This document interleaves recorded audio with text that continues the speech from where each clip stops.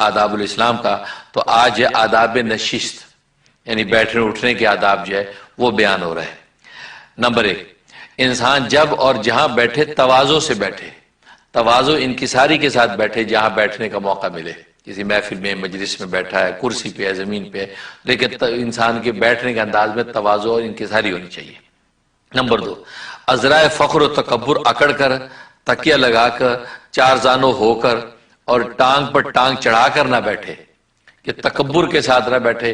کوئی مجبوری ہے تو ٹھیک ہے، آپ اس طرح بیٹھ رہے ہیں، آلتی پالتی مار کے بیٹھ رہے ہیں تو مجبوری الگ بات ہے، لیکن بطور اظہار تکبر اور تفاخر کے جو بیٹھنا یہ پسندیدہ نہیں ہے۔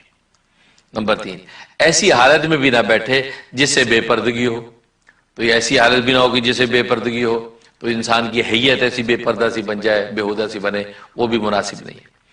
نمبر 4، کچھ دھوپ اور کچھ سائے میں بھی نہ بیٹھے، یا کچھ دھوپ میں بیٹھا کچھ سائے میں بیٹھا، یہ بھی مناسب نہیں ہے۔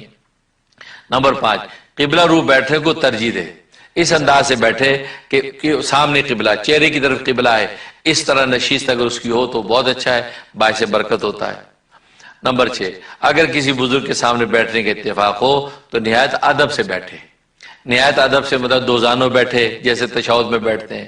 اگر آلتی پالتی مار کے بیٹھنا ہے، مجبوری ہے کہ دو زانوں نہیں بیٹھ سکتا، تو لیکن بیٹھنے کی حیت کے اندر ایک ادب کا اظہار ہو، نگاہیں اور سر جو ہے ادب سے اٹھائے، تو یہ پتہ چل جاتا ہے کہ انسان کی حیت سے کہ آدمی ادب سے بیٹھا ہے۔ تو یہ جو ہے بیٹھنے کی جو ہے ادب کا لحاظ رکھے گا تو انشاءاللہ اس محفل مجلس کی پوری برکت اللہ عطا فرمائیں گے۔ اس کے بعد ادب ہے آداب مجلس، مجلس کا ادب۔ کسی مجلس کے اندر جو گئے ہیں تو اس کے آداب کیا ہیں، تو فرمایا کسی تفریح کے یا تقریب کے لیے جب سب مل کر بیٹھیں تو اس کو مجلس کہتے ہیں۔ تفریح کے لیے ہے یا تقریب کے لیے سب جمع ہے تو وہ مجلس کہلاتی ہے۔ اب اس کے کچھ آداب ہیں۔ نمبر 1، جب بھی کوئی مجلس منعقد ہو اس میں ذکر اللہ ضرور کیا جائے اور سرور کائنات صلی اللہ علیہ وسلم پر درود بھی پڑھا جائے۔ ان سے کسی مجلس کا خالی ہونا اس مجلس کے مردہ ہونے کے مترادف ہے، کیونکہ آپ جانتے کہ حدیث میں آتا ہے کہ جس مجلس و محفل میں اللہ اور اللہ کے رسول کا نام نہیں لیا گیا ہو، یعنی اللہ کا ذکر نہ ہو اور رسول اللہ صلی اللہ علیہ وسلم پر صلاۃ و سلام نہ ہو، تو وہ مجلس کل روز قیامت میں اس اہل مجلس کے لیے حسرت اور افسوس ہوگی۔ اور ایک روایت میں فرمایا کہ وہ اہل مجلس ایسے ہیں جیسے ایک مردہ گدھے کے پاس بیٹھے تھے اور اٹھ کر چلے گئے، کہ جس میں نہ اللہ کا ذکر کیا نہ رسول اللہ صلی اللہ علیہ وسلم پر صلاۃ و سلام پڑھا، تو یہ گویا کہ مردہ گدھے کے پاس بیٹھے تھے۔ تو جو مردہ گدھے کے ہم نشین ہوں تو ان کی کیا قیمت ہوتی ہے؟ کوئی قیمت نہیں ہے۔ تو اس لیے جو ہے یہ مجلس میں صلاۃ و سلام اور اللہ کے ذکر کا یہ ہونا بہت ضروری۔ نمبر 2، ہر شخص کے لیے ضروری ہے کہ وہ مجلس میں کھل کر بیٹھے، مجھے بھی کھل کے اطمینان کے ساتھ جو بیٹھے۔ نمبر 3، کسی کو اس کی جگہ سے اٹھا کر خود نہ بیٹھے بلکہ جہاں جگہ ملے وہیں بیٹھ جائے۔ اور یہ مجلس کے آداب بہت اہم ہیں، کیونکہ خواتین کی مجلس ہوتی ہیں، حضرات کی مجلس ہوتی ہیں، صبح شام محفل مجلس، اور مجلس محفل میں ہی پتہ چلتا ہے ایک دوسرے کے آداب کا، اس لیے ان آداب کو اچھی طرح پلے باندھیں۔ نمبر 4، اگر کوئی اٹھ کر باہر چلا جائے اور اس کے واپس لوٹنے کا امکان ہو تو اس کی جگہ پر کوئی نہ بیٹھے۔ یہ بہت اہم بات ہے۔ اگر امکان ہے کہ واپس آئے گا، واش روم گیا ہے یا ہاتھ دھونے گیا ہے یا کسی مجبور سے گیا ہے تو واپس آئے گا تو اس کی سیٹ خالی رہنی چاہیے، بجائے اس کے جیسے گیا اٹھ کے آپ آ کر بیٹھ گئے۔ اب وہ جب واپس آئے دیکھا وہ جگہ پہ دوسرا بیٹھا ہے، اب وہ بیچارہ مربت لحاظ میں آپ کو اٹھا نہیں رہا، تو یہ بہت بےہودگی کی بات ہے، یہ مناسب نہیں ہے۔ نمبر 5، جو ایک دوسرے کے پاس بیٹھے ہوں ان میں گھس کر جگہ بنانے کی کوشش نہ کرے۔ وہ اگر از خود جگہ فارغ کر دے تو مذاکرہ نہیں۔ اب کچھ لوگ گھس کے ایک دوسرے کے ساتھ بیٹھے ہیں، اب آپ جا کے اس کے اندر آپ جگہ بنا رہے ہیں کہ ذرا تھوڑا سا ہٹیے، وہاں جگہ بنا کے بیٹھ گئے، تو یہ بہت بےہودگی کی بات ہے، یہ ایسا نہیں کرنا چاہیے۔ ہاں وہ خود ہی اجازت دے دیں، آپ کو دیکھا وہ خود تھوڑا ادھر ادھر ہو جائیں یا کھسک جائیں، آپ کو جگہ دے دیں، کیونکہ تفسح فی المجالس یہ بھی حکم ہے کہ مجلس کو کے اندر وسعت اور جگہ دے دیا کرو، تو دے دے تو کوئی مذاکرہ نہیں ہے۔ نمبر 6، اور بہتر بھی یہی ہے کہ جب کوئی آئے تو اس کی خاطر ذرا اپنی جگہ سے کھسک جائے۔ اب مجلس میں اگر کوئی دوسرا آئے تو اپنی جگہ سے کھسک جائے، تاکہ مقصد یہ ہے کہ اس کو بھی بیٹھنے کی جگہ مل جائے، تو یہ مناسب ہے۔ نمبر 7، مجلس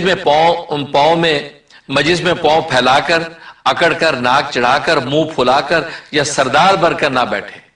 ہاں مجلس میں پاؤں پھیلا کے یوں نہ بیٹھے. ہاں مجبوری الگ بات ہے، کوئی معذور ہے یا بالکل اکڑ کا منہ چڑھا کے یوں منہ لٹکا کے بیٹھا ہے تو ایسا یہ مناسب نہیں، بلکہ عجز و تواضع سے اس طرح بیٹھے کہ مساوات کی صحیح تصویر نظر آئے، کیونکہ عجز و عاجزی اللہ کو بہت پسند ہے. اور بندے کے ساتھ زیبا تو ہے ہی عاجزی. جو ناپاک پانی کے قطرے کا بنا ہو اور جس کی اصل جو مٹی سے بنی ہوئی ہو، اور مٹی ہر وقت پاؤں کے اندر روندی جاتی ہو، پھر مٹی کے اندر گرنا ہو، سارا کھایا پیا مٹی سے پیدا ہوتا ہو، پہننا اوڑھنا سارا مٹی سے پیدا ہوتا ہو، تو اس مٹی والے انسان کو اکڑ کس بات کی؟ اس کو تو اکڑ زیب ہی نہیں دیتی، اس کو اکڑنا نہیں چاہیے، کیونکہ انسان کا سب کچھ مٹی کا ہے. اصل اس کی مٹی، ابھی ناپاک پانی کا قطرہ، اور جو کچھ کھاتا پیتا ہے وہ سارا مٹی سے بنتا ہے، جو پہنتا اور سب مٹی میں سے بنتا ہے. تو پھر مٹی کے باہر سے، اور پھر مرے گا تو جائے گا مٹی میں. تو جس کی حالت یہ ہو تو منہا خلقناکم وفیہا نعیدکم ومنہا نخرجکم تارۃ اخری، تو اس کی کیا حیثیت ہے؟ اس لیے اکڑ پھوں زیب نہیں دیتی. نمبر 8، بلا ضرورت نہ بولے، موقع محل کے مطابق بات کرے. نمبر 9، اگر چھینک آئے تو منہ پر ہاتھ یا کپڑا رکھ لے اور آہستہ چھینکے. دیکھو یہ نبی پاک صلی اللہ علیہ وسلم کی سنت ہے کہ چھینک آئے منہ پہ ہاتھ رکھے، کپڑا رکھے. اور آج یہ کرونا وائرس کے حوالے سے آفت آئی ہے تو دنیا لوگوں کو یہ ادب سکھا رہی ہے کہ چھینک آئے تو منہ پہ کپڑا رکھ لیں، ہاتھ رکھ لیں، یا یہ کہ وہ ماسک لگا لیں. تو مطلب یہ ہے کہ جو 1400 سال پہلے رسول اللہ صلی اللہ علیہ وسلم جینے کا ڈھنگ سکھا گئے تھے، آج مغربی دنیا کی سائنس اب پہنچی ہے وہاں پہ. اس سے آپ شکر کریں کہ اللہ نے آپ کو اسلام کی دولت سے مالا مال کیا ہے، اور رسول اللہ کی سنتوں کی نور سے ہم منور ہیں کہ ہمیں وہ سمجھ عقل عطا کر دی جہاں ان کی عقل اور سمجھ تھمتی ہے وہاں سے مسلمان کی شروع ہوتی ہے. نمبر 10، جمائی آئے تو اسے روکنے کی کوشش کرے، اگر نہ روکے تو منہ ڈھانک لے. نمبر 11، مجلس میں اگر کوئی ایسا بڑا آدمی آئے جو تعظیم و تکریم کا خواہاں نظر آئے تو اسی کی ذات کی خاطر ہرگز نہ اٹھے، بلکہ اکرام علم کے طور پر کھڑا ہو جائے. تو اگر کوئی بڑا آدمی آیا تعظیم و تکریم کا خواہاں ہے، یا وہ چاہتا ہے میرے لیے کھڑے ہوں لوگ، تو اس کے لیے تو پھر نہیں کھڑا ہونا چاہیے. یہ ادب لکھا ہے. لیکن اگر وہ نہیں چاہتا کہ میرے کھڑے ہوں تو پھر اس کے لیے کھڑا ہونا ہو تو پھر علم کے ادب کے لیے کہ عالم دین ہے، لہذا اس کے علم کے اکرام کے لیے میں کھڑا ہو رہا ہوں، تو اس میں کوئی مذاکرہ نہیں ہے. نمبر 12، اگر کوئی منکسر المزاج بزرگ آئے اس کی تعظیم کے لیے کھڑا ہو جائے. کوئی منکسر المزاج بزرگ ہے، متواضع بزرگ آ گیا تو اس کے ادب کے لیے کھڑا ہو، کیونکہ ظاہر ہے وہ اپنے کھڑے ہونے کا خواہ نہیں ہے. نمبر 13، مجلس میں اگر کسی سے ملنے کے لیے جائے اور اسے مشغول پائے تو بیٹھنے کے لیے منتظر اجازت نہ رہے، بلکہ خود بخود بیٹھ جائے. یہ بھی بہت ضروری ہے. اب ایک آدمی کو ملنے گئے اور وہ بیچارہ مصروف ہو، آپ سامنے آگے کھڑے ہو گئے، اب بیچارہ بیٹھا ہے نیچے کہ مشغول، اب آپ بالکل سامنے جو قطب مینار بن کے کھڑے. اب آپ کھڑے نا، آپ چپ کر کے سائڈ پہ بیٹھ جائیں. جیسے وہ فارغ ہوگا آپ کی طرف نگاہ کرے گا، آپ کہیں جی السلام علیکم، اٹھ کے آپ مصافحہ کر لیں. لیکن بہت سے ایسے ہوتے ہیں وہ بیٹھنے کے لیے اجازت کے لیے کھڑے ہو جاتے ہیں. اب وہ بندہ نہیں کہہ پا رہا، ٹیلی فون پہ ہے یا مصروف ہے، تب آپ بھی بالکل ستون بن کے کھڑے ہیں، اس کو تشویش ہو رہی ہے. آپ چپ کر کے کرسی پکڑ کے بیٹھ جائیں، یہ نیچے بیٹھنے نیچے بیٹھ جائیں چپکے سے. اب بل ایون کہ فون کرتے کرتے اس بیچارے کو اشارہ کرنا پڑتا ہے، یہ ایسا مناسب نہیں. آپ چپ کر کے جا بیٹھ جائیں. نمبر 14، بلا ضرورت کسی کے پیچھے نہ بیٹھے. ضرورت ہے کہ مجمع زیادہ تو کسی پیچھے بیٹھ کے تو کوئی مذاکرہ نہیں. نمبر 15، نہ ہی مشغول آدمی کی طرف متوجہ ہو کر بیٹھے کہ نہ اسے تکتا رہے کہ اسے پریشانی ہو. تو گویا کہ اس انداز سے یہ آداب پورے کرنے چاہیے. اور 16 اور آخری ادب یہ مجلس کا کہ صدر مجلس کی موجودگی میں کوئی شخص کسی دوسرے کو نہ روکے نہ ٹوکے، نہ کسی دوسری طرح اس کے معاملے دخل اندازی کرے. صاحب مجلس صدر مجلس موجود ہے، آپ کسی کو روک ٹوک آپ نہ کریں، پیچھے آپ کیوں بیچ میں جو ہے ناظم اعلیٰ بن رہے ہیں؟ آپ خاموش بیٹھیں، بس صاحب مجلس خود ہی متنبع کرے گا، بے خاموش ہو جائے، آگے ہو جائے پیچھے ہو جائے، یا جو بھی سپرویژن کر رہا ہے وہ کرے گا. آپ جو اب چپ کر کے اپنے کام سے کام رکھیں اور صدر مجلس کی گفتگو کی طرف متوجہ رہیں. یہ ادب. اگر بیچ میں آپ خود جو ہے بن کے جو ہے منتظم بن کے لوگوں کو اٹھائیں بٹھائیں گے تو یہ ادب کے خلاف ہے، ہو سکتا ہے صدر مجلس کو برا لگے. تو یہ آداب مجلس ہے. اللہ سے دعا ہے کہ اللہ تبارک و تعالیٰ ان کے لحاظ رکھنے کی توفیق عطا فرمائے تاکہ ہماری مجلس نورانی بن جائے. آمین یا رب العالمین. اب مغرب کی نماز کی دعا کر لیجئے. ربنا تقبل منا انک انت السمیع العلیم وتب علینا انک انت التواب الرحیم. یا اللہ ہم نے ابھی مغرب کی نماز ادا کی ہے، یا اللہ ہماری مغرب کی نماز کو قبول و منظور فرما، یا اللہ قبول و منظور فرما، یا اللہ نماز ہم نے پڑھ لی ہے لغزشوں کوتاہیوں کے ساتھ، نہ اس کے آداب سنن کا لحاظ، نہ یہ اس کی حقیقت کو سمجھا، لیکن یا اللہ آپ ستاری کا پردہ تان کے یا اللہ ہماری مغرب کی نماز کو قبول و منظور فرما لیجیے، یا اللہ ہماری نیکیوں کو قبول فرما، ہمارے گناہوں کو ختم فرما، یا اللہ میں خاتمہ بالایمان نصیب فرما، یا اللہ آج اعتکاف کا 9واں دن ہے اور یا رمضان کی 29ویں رات ہے، یا اللہ طاق رات ہے، یا اللہ ہمیں لیلۃ القدر سے محروم نہ فرما، لیلۃ القدر کی پوری برکات ہمیں عطا فرما، وصلی اللہ تعالی علی خیر خلقہ محمد و آلہ و اصحابہ اجمعین برحمتک یا ارحم الراحمین۔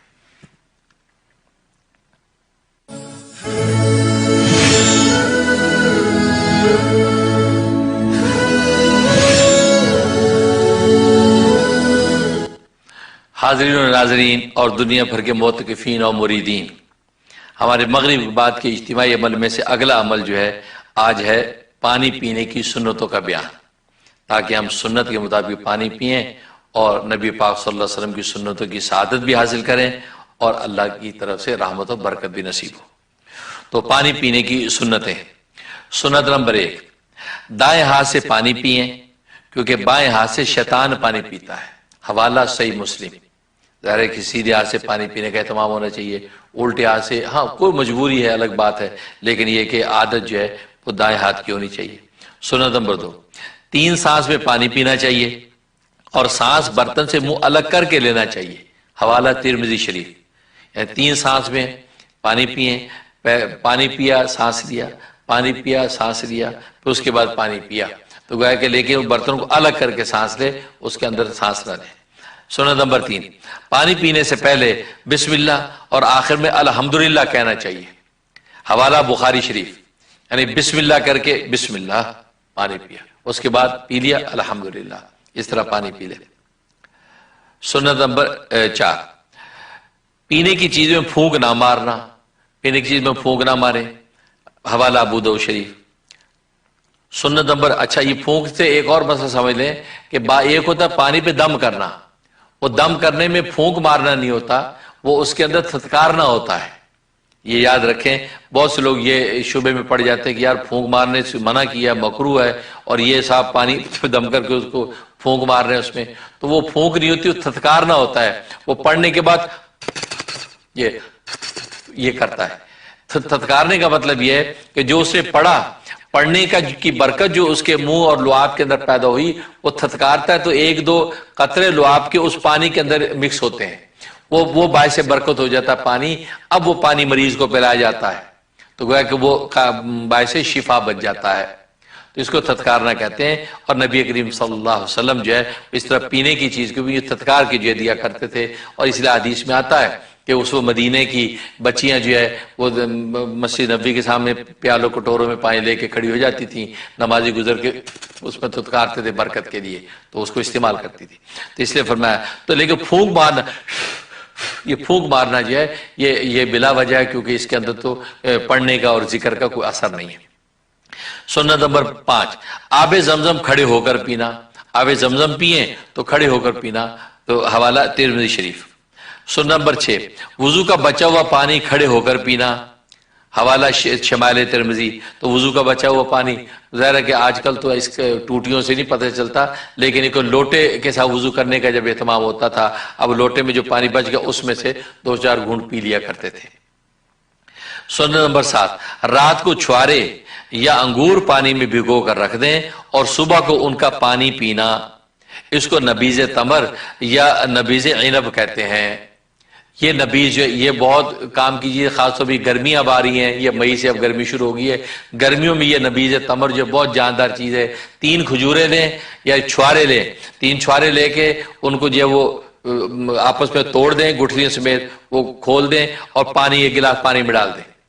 صبح کو جو ہے اٹھ کے جو ہے وہ اس کے اندر مٹھاس آ جائے گی، وہ چھوارے کھا لیں، گٹھلیوں کو جو ہے محفوظ جگہ پہ رکھ دیں اور جو پانی پی لیں۔ یہ نبیذ تمر ہے، بہت اس سے قوت و طاقت ہوتی ہے، گرمیوں میں خاص طور پہ بہت ہی مفید ہے، تو اس کا اہتمام نبی کریم صلی اللہ علیہ وسلم کیا کرتے تھے۔ لیکن اس میں مسئلہ یاد رکھیں کہ اگر زیادہ دیر تک صبح کو نیار منہ پڑا رہا، سورج نکل آیا اور اس کے اندر ابال پیدا ہو گیا، جھاگ بن گیا، تو پھر اس کو پینا جائز نہیں ہے، اس میں نشے کا اثر آ گیا۔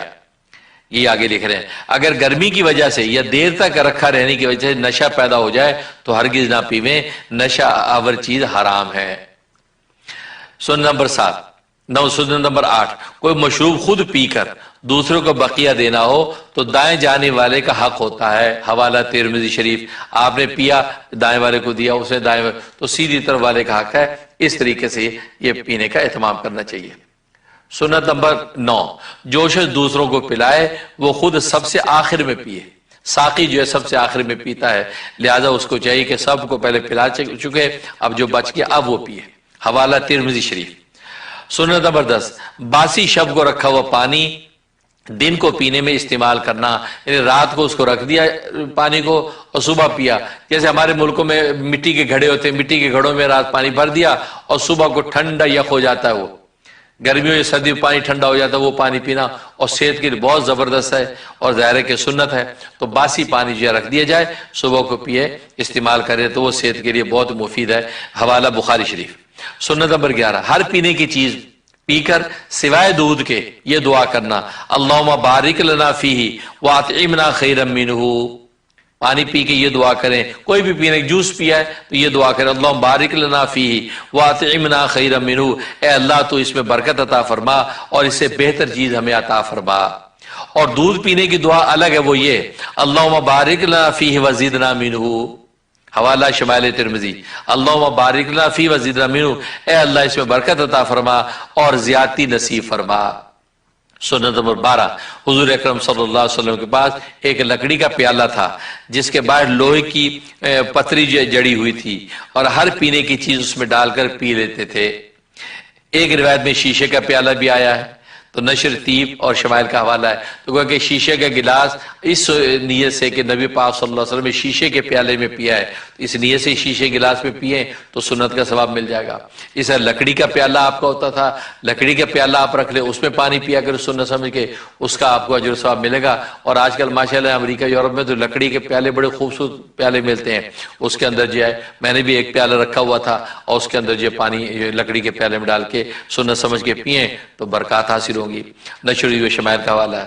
اس کے بعد لکھتے ہیں فائدہ، یہ کھانے کی سنتیں جو ہے ہر کھانے کے وقت دھیان کے ساتھ جو ہے ہمیں پوری کرنی چاہیے، اور ان سنتوں کا جب اہتمام کریں گے تو نتیجہ یہ کہ اللہ تبارک و تعالی ہمارے لیے ظاہری باطنی دولتیں آسان کر دیں گے، رزق کی برکتیں بھی ہمیں نصیب ہو جائیں گی۔ اللہ سے دعا ہے کہ اللہ تبارک و تعالی عمل کرنے کی توفیق عطا فرمائے، آمین یا رب العالمین۔